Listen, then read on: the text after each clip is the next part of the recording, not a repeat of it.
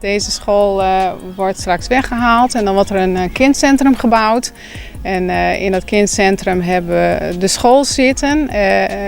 Perfect ingericht volgens de nieuwe wijze van werken die we graag toe willen passen met de kinderen. Naast dat er een kindcentrum in zit, komt er een peuteropvang en een kinderopvang in. En een bibliotheek gaat er een rol in spelen en de GGD ook. Aansluitend eigenlijk op wat al in de dorpen aanwezig is, willen we daarin ook voorzienend zijn voor de omgeving. We werken met leerpleinen. Er komt een samenspeelplein voor de jongste groepen en een leerplein voor de middenbouw en bovenbouw. Daarin zullen stiltehoeken zijn en samenwerkplekken.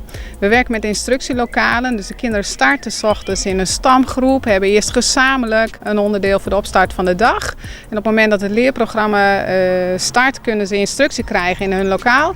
Maar de verwerking doen ze op de leerpleinen. En daarin kunnen ze dus ook wel overwogen een keuze maken van welke manier van leren past op dit moment het beste bij mij. Moet ik een stiltewerkplek kiezen of ga ik juist samenwerken met de andere klasmaatjes of schoolmaatjes, want soms is het ook groepsoverstijgend. Dus kinderen werken aan de hand van een weektaak en een dagtaak en zijn daarin zelf meer in regie over hun eigen leren.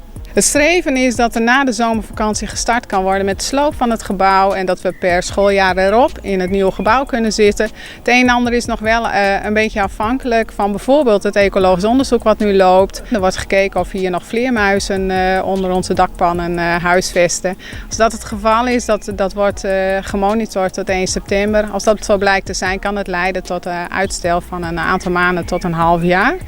In ieder geval hebben we wel de afstemming met en het fiat van de gemeente voor de tijdelijke huisvesting in de TERP. En met de TERP hebben we de afstemming dat we streven om per zomervakantie ook over te gaan met kinderen naar het buurthuis. Zodat de kinderen een consistent leerjaar kunnen draaien, los van verhuis en bouwperikelen. Zodat hun leerproces gewoon goed kan doorgaan.